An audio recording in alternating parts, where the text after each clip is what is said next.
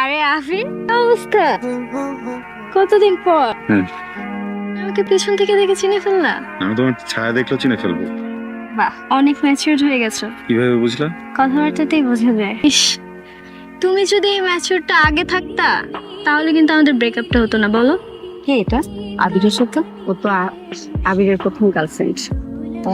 ওদের 5 বছর রিলেশন ছিল। আর ব্রেকআপের রিজন কি জানো? আদিপ নাকি ম্যাচিউর না।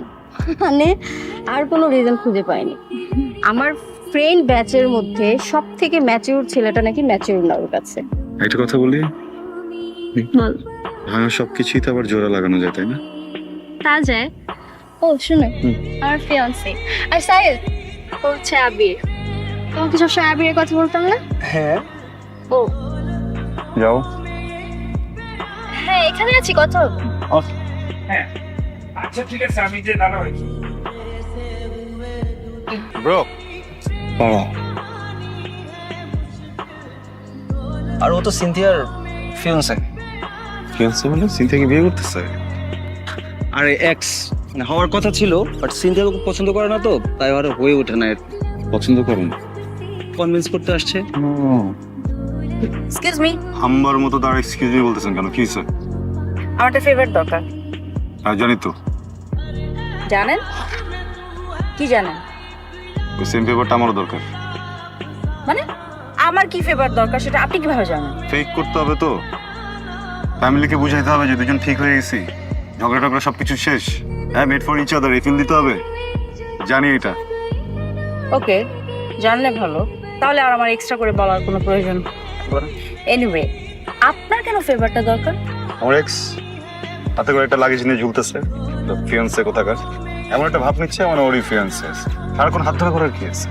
আমার সাথে রিলেশন ছিল, কই আমার হাত ধরে ধরে করতো না সারাক্ষণ? ওকে নাই সেম জেলাসের একটা স্যান্ডউইচ বানা টাস করে গালে একটা জেলাসি বসে। Right, deal. জি। সেই না, সো আমরা ডিসাইড করেছি আমার বান্ধবীর বিয়ে শেষ হওয়ার সাথে সাথে আমরাও বিয়ে করে ফেলবো।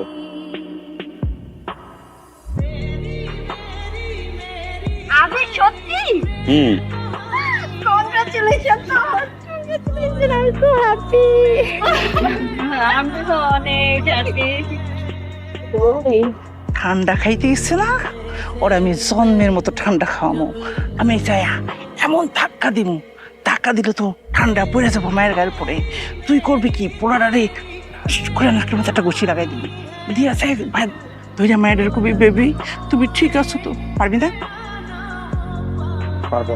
সুখী জান, নাটক তো মাত্র তোমার সাথে পুরো ব্যাপারটা নাটক ছিল। হ্যাঁ জান, তুমি বুঝছো না কেন? পিছনে আসতেছে, বুঝছো? একটু নাটক করবো। I am sorry. তুমি এটা কি করলা? তুমি তো ওদেরকে আরো কাছে নিয়ে গেলা। তুই একদম চিন্তা করিস না, মিশন প্রথমটা ফেল হয়েছে, এরপরটা ফেল হবে না। আমি শেষ পর্যন্ত আমার মিশন চালাই যাব। ডান্স করছিলাম। I missed you. আপনার ফিয়ান্সে আরেকটা ছেলের সাথে ভেবে নাচ করছে। আবির, তুমি কি ব্যস্ত? না, কিছু বলবা? হ্যাঁ, বলতে চাচ্ছিলাম কিছু একটা, বাট কে বলবো ভাবছি। ইটস ওকে, বলো। মানুষের লাইফে চেঞ্জ হতে মানুষের সময় লাগে, তাই না? হুম, তা তো লাগেই। লাইফে আপস এন্ড ডাউন, সিচুয়েশন সবকিছু মিলে তো মানুষের লাইফে ম্যাচুরিটি আসে, তাই? তো মনে আছে আমি যে তোমাকে সবসময় বলতাম তুমি ম্যাচিওর, তুমি ম্যাচিওর। আসলে আমি ম্যাচিওর ছিলাম। আমি যদি তখন তোমাকে টাইমটা দিতাম তাহলে হয়তো আমাদের ব্রেকআপটা হতো। আর আমি আমার লাইফের বেস্ট মানুষের সাথে আর বাকিটা লাইফ কাটাতে। Is everything alright? মানে তোমার ফিয়ান্সে কোথায়? এইগুলো কেন বলতেছো? ফিয়ান্সি ওটা আছে, বাট ও শুধু ওর জন্যই আছে। হ্যাঁ? ও কি করবে, ও কি খাবে, ও কি পড়বে, ও কোথায় যাবে, ওর দুনিয়াতে শুধু ও ও ও। মানে ওর দুনিয়াতে যে না আমি নিজেকে হারিয়ে ফেলছি, আমি নিজেকে খুঁজে পাচ্ছি না। আমার মনে হচ্ছে যে আমাকে কেয়ার করার মতো কেউ নেই। দেখো ঠিক হয়ে যাবে আস্তে আস্তে। আচ্ছা আবি, আমরা কি আবার আগের মতো সবকিছু ঠিক করে নিতে পারি না? Ayesha, thank you. তুমি আমাকে কেন থ্যাংক ইউ বলতেছো? এই যে তুমি আমাকে এত সুন্দর করে অ্যাকসেপ্ট করে নিলা।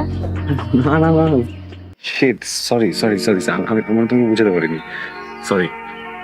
আসলে এই তুমি মাত্র বললো না যে ওটা তোমার ইম্যাচুরিটি ছিল, যে তুমি আমাকে বোঝোনি, তুমি আমাকে জাজ করে বসছো, and তুমি আমাকে সময় দিলে হয়তো বা সবকিছু ঠিক হতে পারতো। তোমার এই কথাটা শুনে না আমি একটা কিছু রিয়েলাইজ করছি।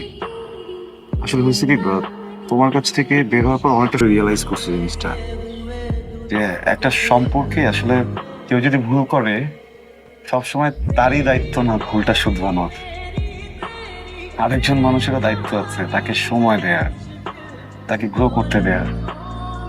Thank you. আমি না আমি আমি আমি ভয়ঙ্কর রকমের লাভ ফিল করতেছি ওর জন্য এখন।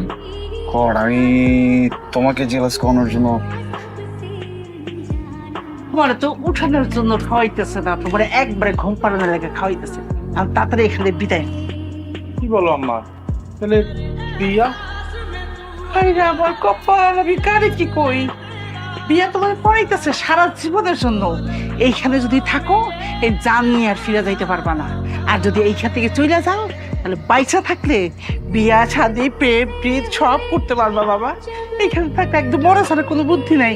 এখন তুমি যদি ইচ্ছা করো মরতে চাও তাহলে এখানে থাকো, আমি গেলাম। ওই হ্যালো, আপনি এখানে কেন যাবেন না? গাড়ি ছেড়ে দিব তো। Thank you. Thanks to you too. গতকাল তো আয়শা আসছিল আবার, তাই নাকি? এসে বলে আমার সাথে প্যাচ আপ করতে চায়। Good news, congratulations. এটা গুড নিউজ না, গুড নিউজ হচ্ছে আমি ওকে না করে দিচ্ছি। কেন? কারণ কালকে ফার্স্ট টাইম ওর কারণে একটা কিছু রিয়েলাইজ করছি যেটা আগে কখনো বুঝিনি। যাই হোক, আপনার আপনার কি অবস্থা? আগের মতোই। আপনার মানে দেখেন, আমি আসলে ঘুরায় পেঁচায় বা ওইভাবে তোতলায় টোতলায় কথা বলতে পারি না। আমি খুবই স্ট্রেট কথা বলি, স্ট্রেট আপনাকে বলে দিই, স্ট্রেট আপনি বুঝে নেন, ঠিক আছে? যেটা হচ্ছে যে আমি ওই আই লাভ ইউ টু।